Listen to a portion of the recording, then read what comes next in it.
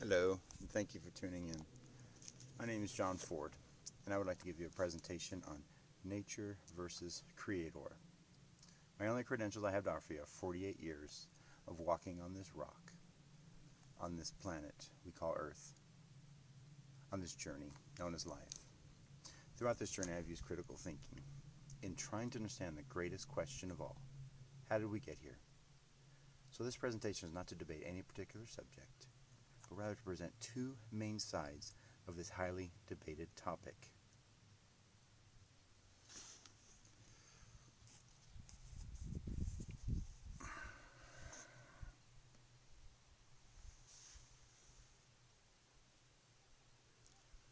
I can get you a close-up here. The lighting on the computer isn't the best. Apologize.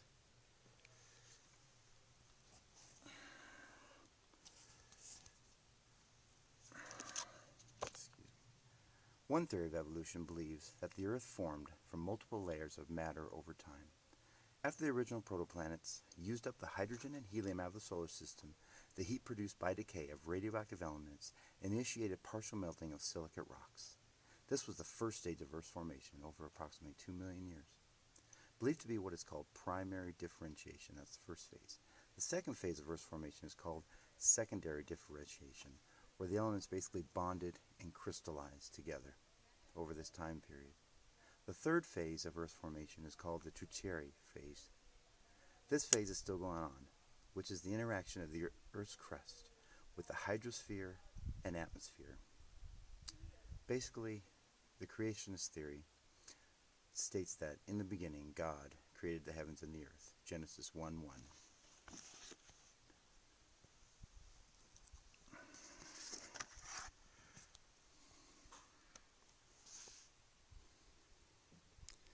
Here we have different suns in our universe.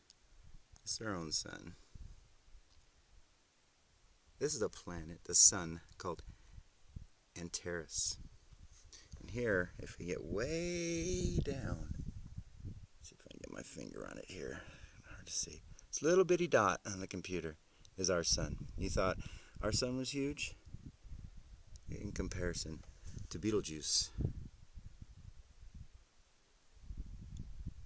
even to Aldebaran, and then Antares. Makes you feel pretty small, doesn't it? Excuse me. It's not easy doing this with the camera. One theory of the formation of the universe is a process of about 5 billion years of work. This idea is that an accumulation of cosmic dust and interstellar atoms in a region of space was greater than the average. This resulted in a collapse of hydrogen into a protosun. Gravitational energy raised in enough temperature to create hydrogen fusion. The creationist theory would say, basically, and God made two great lights, the greater light to rule the day and the lesser light to rule the night. He made the stars also, Genesis 1:16. And God called the light day, and the darkness he called night. There was evening and the morning, the first day, Genesis 1:5.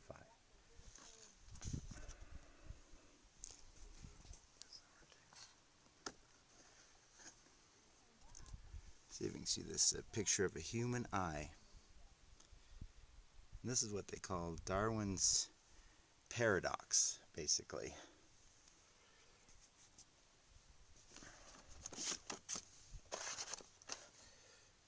And that basically states that, I'm going to quote Darwin himself, to suppose that the eye, with all its inimitable contrivances for adjusting the focus to different distances, for admitting different amounts of light, and for the correction of spherical and chromatic aberration, could have been formed by natural selection, and I quote him, seems, I freely confess, absurd in the highest degree.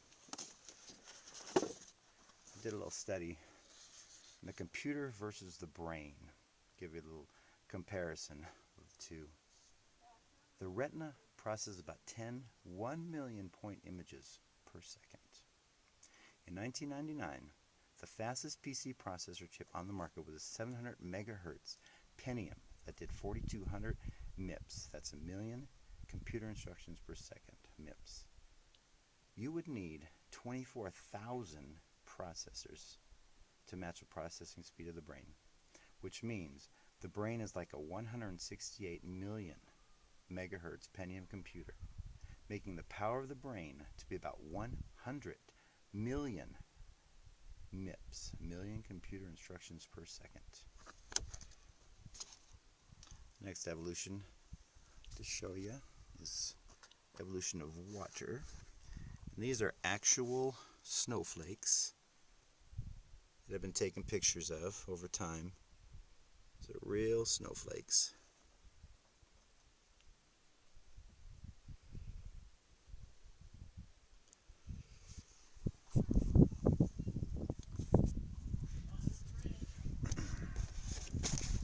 The evolution of water. The idea that during Earth's formation, different solids were released as gases into the primitive atmosphere.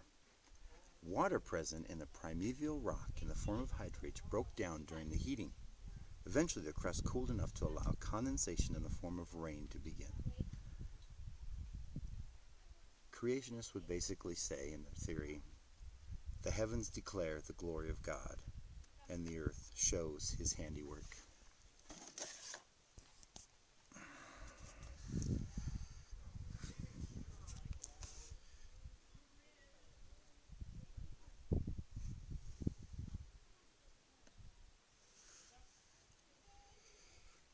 The creation of plants and animals.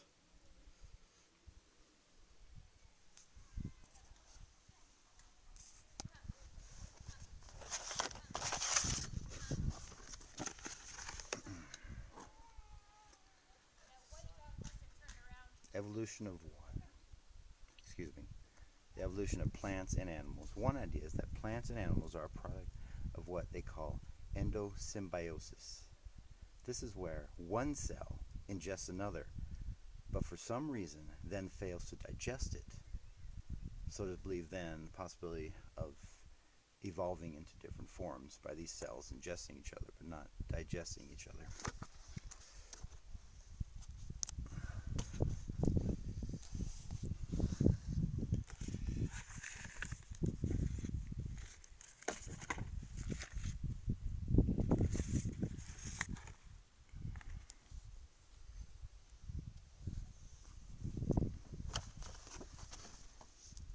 Creationist theory would say, and God said, let the earth bring forth grass, the herb yielding seed, and the fruit tree yielding fruit tree after its kind, whose seed is in itself upon the earth. And it was so.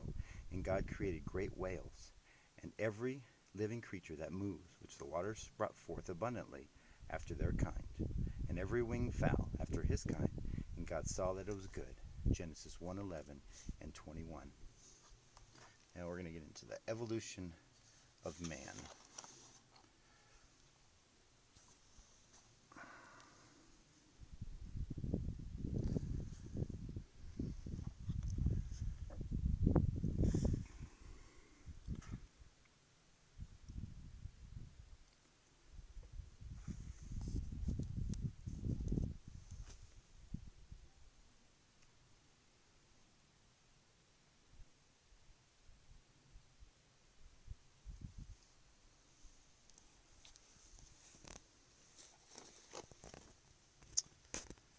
One theory out there is that natural selection is capable of much more. Given enough time and enough accumulated changes, natural selection can create entirely new species. It can turn dinosaurs into birds. The theory of creation believes that a master designer created us. A creationist would say, and the Lord God formed man of the dust of the ground, and breathed into his nostrils the breath of life, and man became a living being. Genesis 2:7.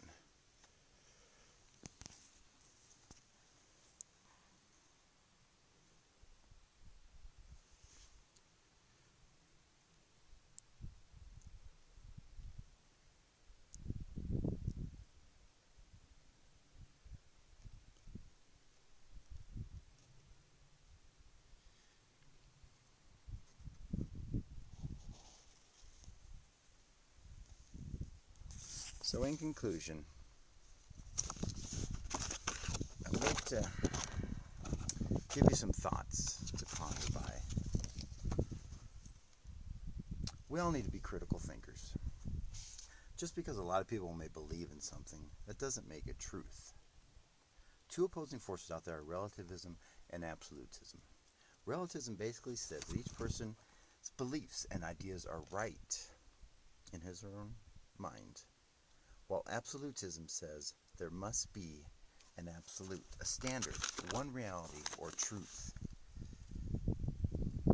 If we really think about it, relativism can exist.